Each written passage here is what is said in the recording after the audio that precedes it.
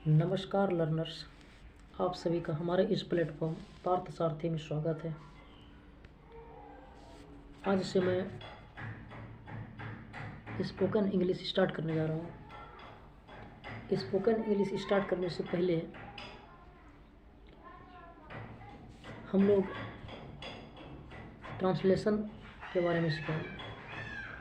किसी भी सेंटेंस को ट्रांसलेट कैसे करेंगे। जैसा कि यहाँ पर आप देख रहे हैं, how to translate into English.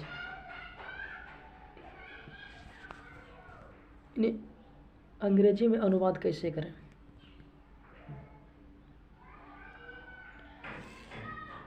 क्योंकि आप जानते हैं कि स्पोकन इंग्लिश करने के पहले हमें ग्रामेटिकल नॉलेज और ट्रांसलेशन का ज्ञान भी जरूरी होता है। तो ट्रांसलेशन को मजबूत यदि कर लेते हैं और इसमें भी खासकर स्ट्रक्चरल सेंटेंसेस, तो हम लोग स्ट्रक्चर के रूप में पढ़ेंगे। जैसा कि मैं एक स्ट्रक्चर लिखता हूँ आपके सामने, subject plus verb plus object. इस स्ट्रक्चर को आप लोग पहले भी पढ़े होंगे। ये सिंपल सेंटेंसेस के इंग्लिश स्ट्रक्चर है, यानी सिंपल सेंटेंसेस ऑफ इंग्लिश, यानी structures of simple sentences. Structure of simple sentence यानी सिंपल सेंटेंस के स्ट्रक्चर हैं, साधारण वाक्य के स्ट्रक्चर हैं।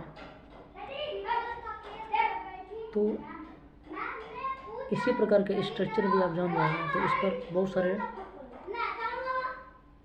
ट्रांसलेशन बनता है। तो एस प्लस भी प्लस ओ मैंने सिर्फ आपको समझाने के लिए लिखा है, परंतु इसमें आप देख रहे हैं पहले सब्जेक्ट का चर्चा है, फिर वर्ब की चर्चा है, फिर ऑब्जेक्ट की। तो मेरा इस चैप्टर में हम लोग जो सीखेंगे वो फॉर्म्स ऑफ सब्जेक्ट, यानी कि इस कर्ता के रूपों के बारे में। ये कर्ता के कई रूप होते हैं, कई फॉर्म्स होते हैं, तो उन्हीं के बारे में हम लोग सीखेंगे।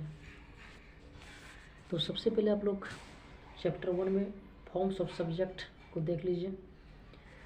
तो पहले मैंने लिखा, देखिए, noun as a subject, pronoun as a subject, adjective as subject, infinitive as subject, gerund as a subject, phrase as subject, clause as a subject.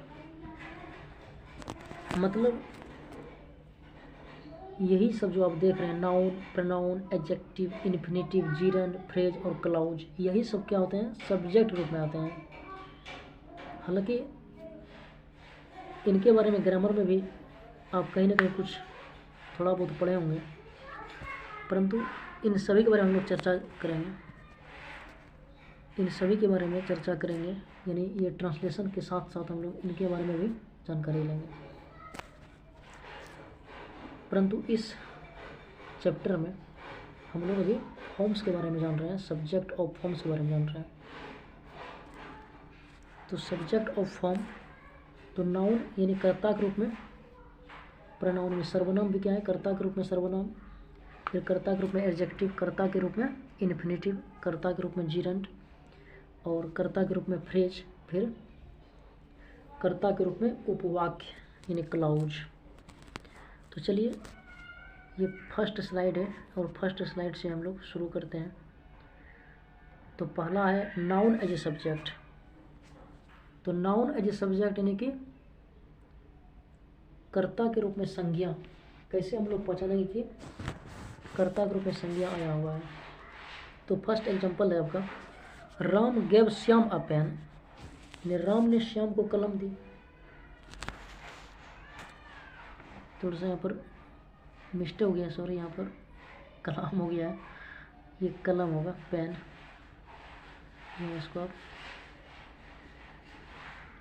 ढक दीजिए, कलम हो गया। तो राम गेव श्याम अ पेन, राम ने श्याम को कलम दी। खैर, हमें अभी अनुवाद नहीं करना है, हमें सिर्फ सीखना है कि सब्जेक्ट के बारे में जानना है, पहचानना है हमें कि सब्जेक्ट के रूप में संज्ञा कैसे प्रयुक्त हुए हैं। तो राम गेव श्याम अ पेन, तो यहाँ पर आप देख लीजिए सब्जेक्ट, आपको मैंने बताया था कि ये सिंपल सेंटेंसेस हैं। तो सिंपल सेंटेंस होता है S S plus V plus O. तो शुरू जब होती है ये करेक्ट, इसी पर ट्रांसलेशन होता है। यदि इस पर आप देख लीजिए, यदि इस पर ये ट्रांसलेशन, जैसे राम सब्जेक्ट हो गया, गेव आपका वर्ब हो गया, यहाँ पर देखिए ये वर्ब हो गया आपका, और इधर अदर वर्ड्स में आओ जोड़ लीजिए इसको, और ये पहला हो गया आपका सब्जेक्ट। तो राम गेव श्याम ए पेन, इसीलिए सेंटेंस सही है। तो राम ये क्या है, सब्जेक्ट रूप में, सब्जेक्ट के स्थान पर राम आया है यहाँ पर। तो राम किसी का नाम है, क्योंकि आप जानते हैं कि noun is a naming word, यानी संज्ञा क्या है, नाम किसी का वो संज्ञा है, चाहे वो व्यक्ति का हो, वस्तु का हो, स्थान का हो, किसी भी चीज़ का नाम हो, वो सब नाउन होते हैं। तो यहाँ पर राम नाम है, किसी व्यक्ति का नाम है। तो राम जब ये नाम है किसी का, तो देखिए ये संज्ञा होगी, यानी यहाँ पर, इसीलिए हम इसको बोलते हैं नाउन एज सब्जेक्ट। तो राम नाउन है, लेकिन ये कर्ता के स्थान पर आया है, इसलिए इसको हम बोलेंगे नाउन एज सब्जेक्ट। राम, आपसे कोई पूछेगा ये किस रूप में, तो ये नाउन एज सब्जेक्ट रूप में आया हुआ है। तो राम यहाँ पर क्या है, नाउन, और ये नाउन कर्ता के रूप में आया हुआ है। उसी प्रकार आप आगे बढ़ेंगे तो नेक्स्ट एग्जांपल है बोथ कुक्ड फूड, और यहाँ पर मैंने लिखा है प्रोनाउन एज ए सब्जेक्ट। तो फर्स्ट में लिखा हुआ है बोथ, तो ये बोथ यहाँ पर ये सब्जेक्ट के स्थान पर आया हुआ है बोथ। ये बोथ क्या है, ये बोथ है प्रोनाउन, क्योंकि बोथ होती है प्रोनाउन। प्रोनाउन भी जानेंगे हम लोग क्या होता है प्रोनाउन। तो बोथ है यहाँ पर प्रोनाउन, और बोथ चूँकि सब्जेक्ट के स्थान पर है, इसीलिए यहाँ पर इसको बोलेंगे प्रोनाउन एज ए सब्जेक्ट। तो यहाँ पर बोथ क्या हो गया, प्रोनाउन, और ये कर्ता के रूप में आया है। तो यहाँ पर आप जान गए बोथ प्रोनाउन है और ये कर्ता के रूप में आया हुआ है। उसके बाद स्लाइड 2 में देखिए एडजेक्टिव एज सब्जेक्ट, एडजेक्टिव के बारे में। तो एग्जांपल लिखा हुआ है द सिक आ हेल्पलेस। तो सबसे पहले एडजेक्टिव क्या होती है, तो एडजेक्टिव होती है यानी जो किसी की विशेषता को बताता है, जो व्यक्ति या वस्तु की विशेषता को बताता है, वो क्या है, एडजेक्टिव है। तो एडजेक्टिव यहाँ पर सिक, यहाँ पर एडजेक्टिव के रूप में कौन है, सिक। तो सिक यहाँ पर क्या है, आपका एडजेक्टिव है, और ये सब्जेक्ट के स्थान पर है, इसलिए इसको बोलेंगे एडजेक्टिव एज सब्जेक्ट। यानी कि सिक मतलब रोगी, यहाँ पर क्या हुआ, रोगी है ये। तो रोगी यहाँ पर एडजेक्टिव है, परंतु एक इम्पोर्टेंट नोट्स है, नोट देख लीजिए, लिखा हुआ है कि जब द प्लस एडजेक्टिव से व्यक्ति का बोध होता है तब ये प्लूरल होता है, ये ध्यान रखिएगा। परंतु जब इनसे वस्तु का बोध होता है तब ये सिंगुलर होते हैं। लेकिन यहाँ पर देखिए रोगी जो है वो व्यक्ति है, और उनके पहले द प्लस एडजेक्टिव, यहाँ पर द प्लस एडजेक्टिव है, देख लीजिए यहाँ द प्लस एडजेक्टिव है, ये आपका एडजेक्टिव हो गया, ए डी जे, ये आपका हो गया एडजेक्टिव। तो द प्लस एडजेक्टिव है ये, तो द प्लस एडजेक्टिव, परंतु यहाँ पर क्या है, व्यक्ति के रूप में है, इसीलिए यहाँ पर क्या है, ये आर प्लूरल के रूप में है, क्योंकि द यहाँ पर सब्जेक्ट आपका प्लूरल है, इसलिए क्रिया में यहाँ पर प्लूरल हो जाएगा। तो द सिक आ हेल्पलेस, यही कारण है कि यहाँ पर आर का प्रयोग किया गया है। तो हम लोग जान गए, परंतु हमें सीखना है यहाँ पर सब्जेक्ट हमें जान रहे हैं। उसके बाद चलिए नेक्स्ट स्लाइड 3 जो आपका है इन्फिनेटिव एज सब्जेक्ट। तो सबसे पहले हम लोग जानेंगे इन्फिनेटिव क्या होती है। तो 2 प्लस वर्ब 1, इसी को इन्फिनेटिव कहा जाता है, ध्यान दीजिएगा।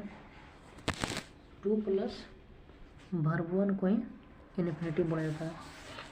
तो आपसे यदि कोई पूछे कि इन्फिनेटिव क्या है, तो आप लोग बताएंगे 2 प्लस वर्ब 1, और यदि आपसे पूछे कि 2 प्लस वर्ब 1 क्या है, तो आप बोलेंगे इन्फिनेटिव।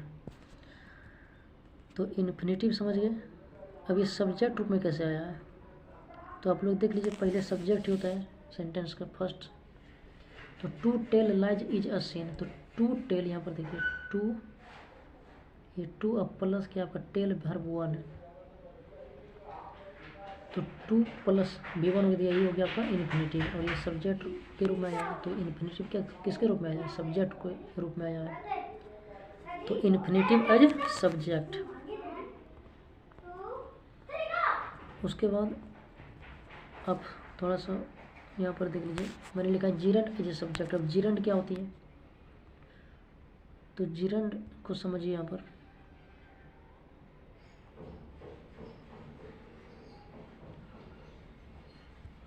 जीरंड क्या होती है, तो वर्ब प्लस ING, यही फॉर्म होता है जीरंड,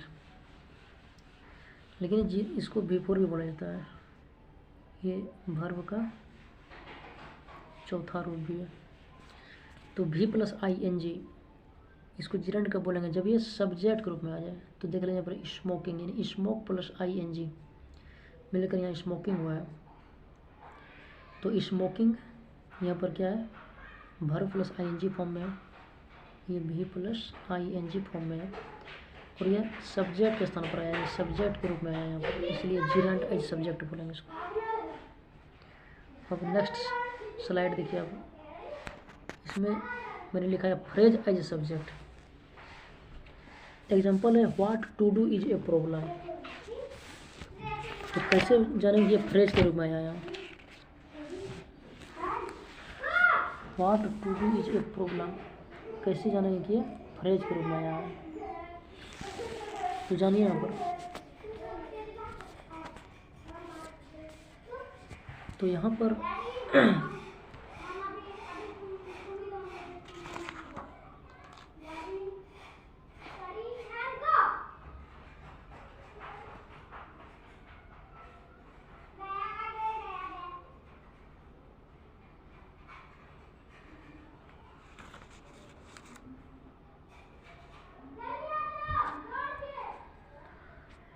यहाँ पर लिखा है व्हाट, यानी WHAT व्हाट, यानी व्हाट के प्लस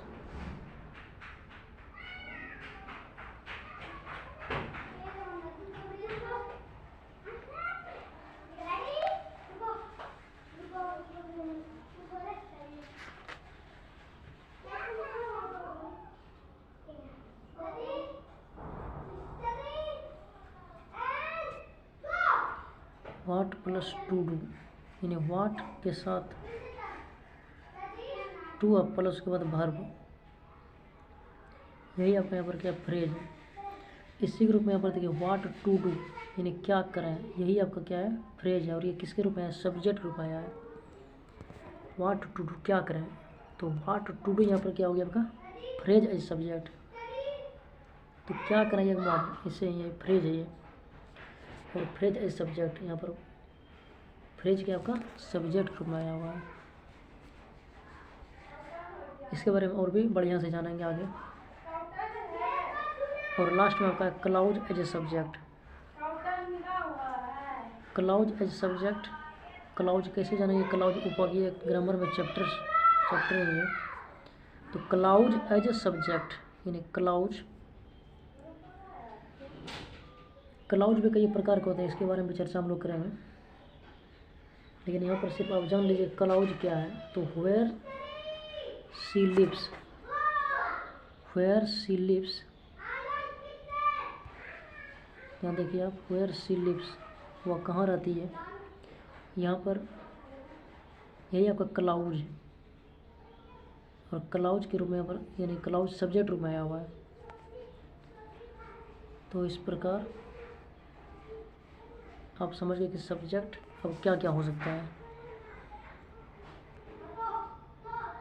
तो मैंने इस चैप्टर में आपको इम्पोर्टेंट हो क्या बताया, यानी कि सब्जेक्ट के रूप में, यानी कि सब्जेक्ट रूप में क्या क्या हो सकता है, यानी नाउन आ सकते हैं, प्रोनाउन आ सकता है, एडजेक्टिव आ सकते हैं, है ना। उसके बाद आपका